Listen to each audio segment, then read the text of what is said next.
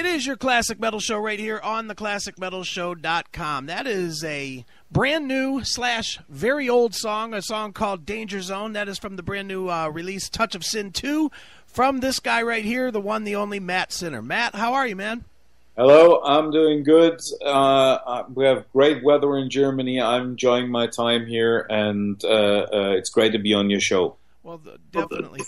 Well, Matt, Touch of Sin 2, for people that are not aware, is primarily a collection of reworked classics from your past. And what I don't know that a lot of American fans really understand is that Sinner has been out since 1982, you know, and most of those records are not available to the American audience. So let's start there, man. Why are those records not available to the American audience, and therefore why did you decide at this point to re-record some of those songs so that people could hear them? Because in Germany we have, or let's say in Europe, we have the same situation. These albums are not distributed anymore. The rights of these albums were with Universal Records, and they were going through a lot of hands. And at the moment, they are not interested to distribute the albums anymore. So the original ones, you will get, if you get one for $100 or so, a ridiculous amount of money. And even not online or on iTunes or whatever, they're not on a download platform. So, well, the record company, my current record company, AFM Records, they had the idea, what can we do? So even the old master tapes are lost somewhere. So we can't do remixes or whatever. We decided to re-record 11 songs we just playing in our live shows with a new vibe, with a new lineup, with a new arrangement, and with the most power we can put into these songs. And that's what we done. We added 3 new songs, and that's the plan behind Touch of Sin 2. Sure. Now, the one thing that I do notice, Matt, is that, songs like Danger Zone, they're so much heavier than the original works. Was that purposeful I mean, obviously it was purposeful to give it a more modern arrangement, but it just really sounds like song for song you really made them a lot heavier. That's our current status. That's the thing.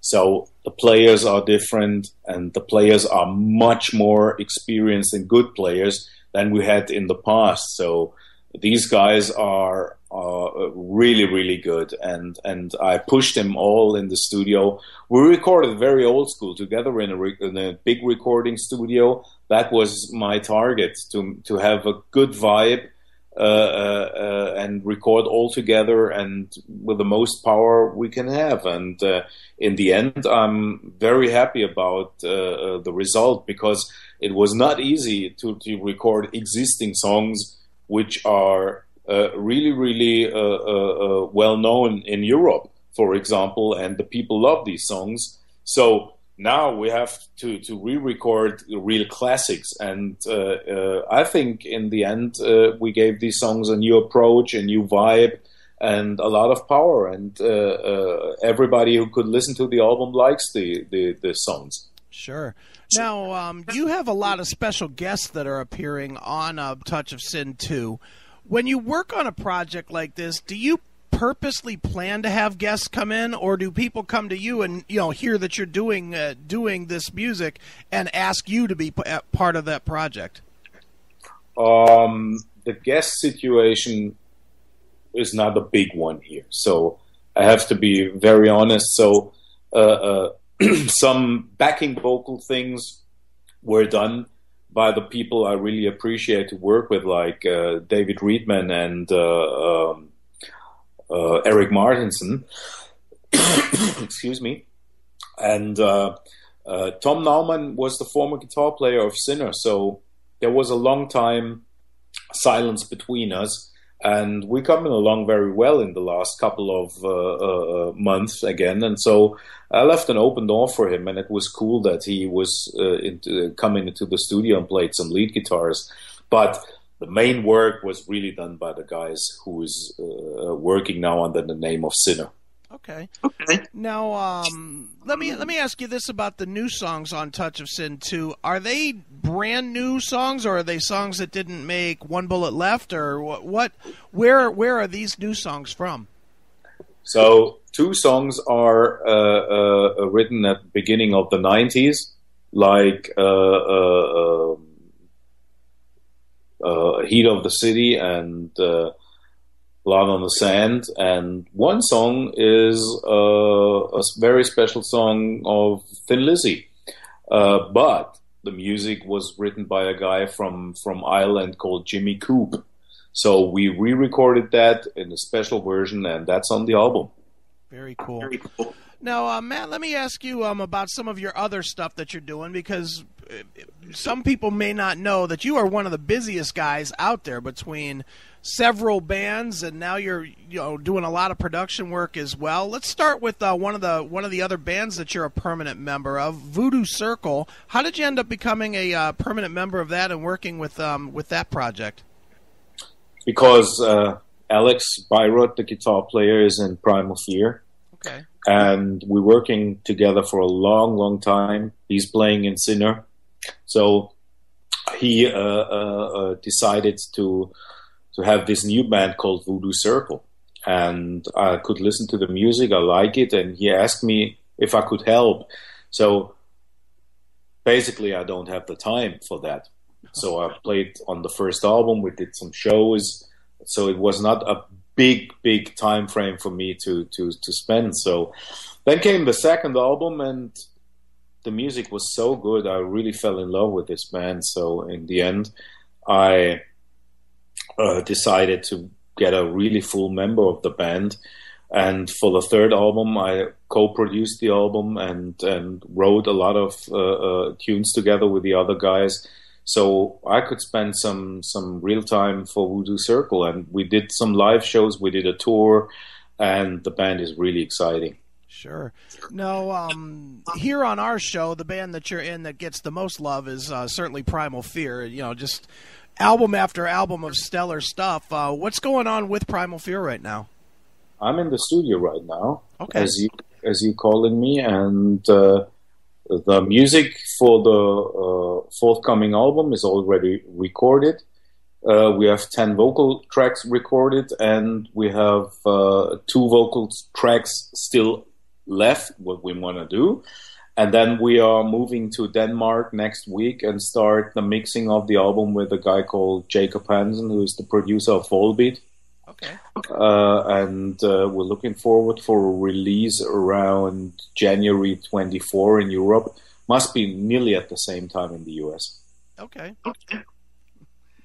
All right, excellent. Well, another project that you're involved in, Matt, is this. It's a primarily, in fact, I think it's only in Europe, but it's a cool concept that you've been working with. This Rock Meets Classic tour, and like this year, I saw you've got a lot of big but varied names. I mean, you got Alice Cooper, you got Joe Turner, and you got Kim Wilde involved in that.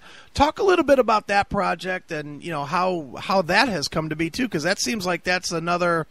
I would say it's almost comparable in some ways here in the United States to like what Trans-Siberian Orchestra does, where they do a lot, kind of an annual thing, and each year they bring different artists into the fold.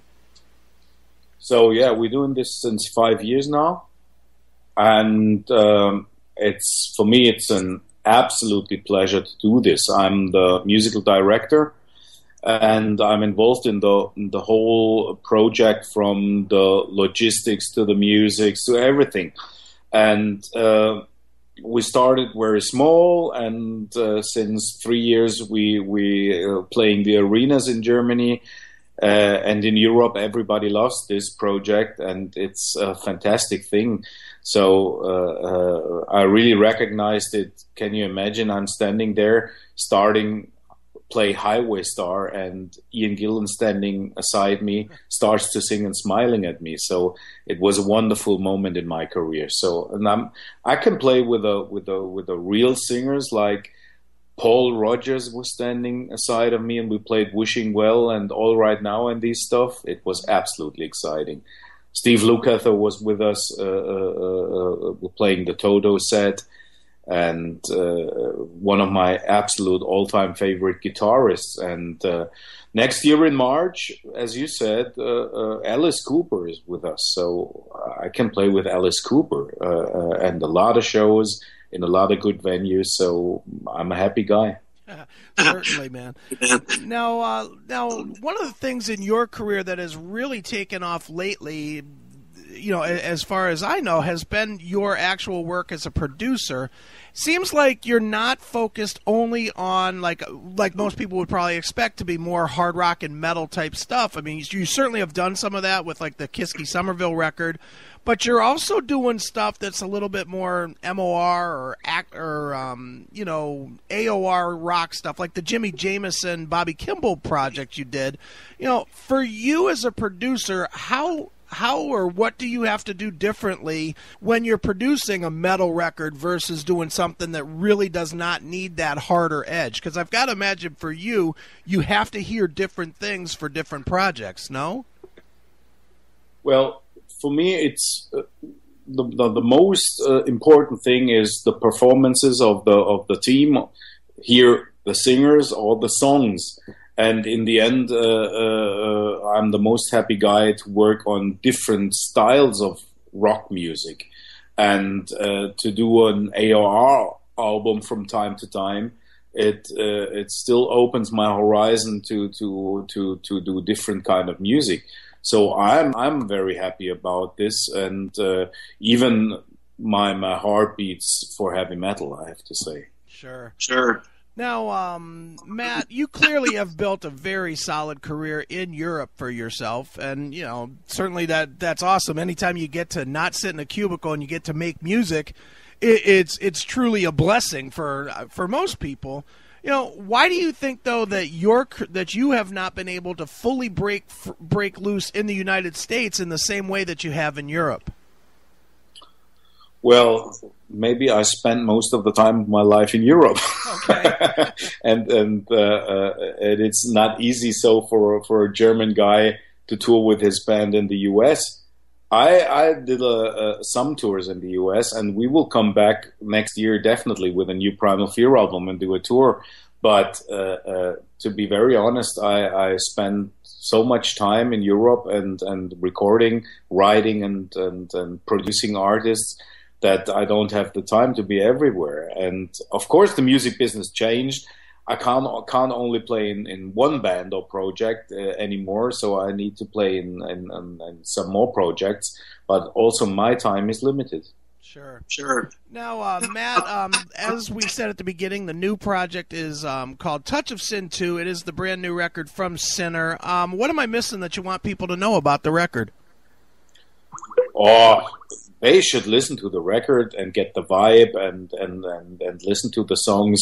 Most of these songs were written between 1985 and 1990.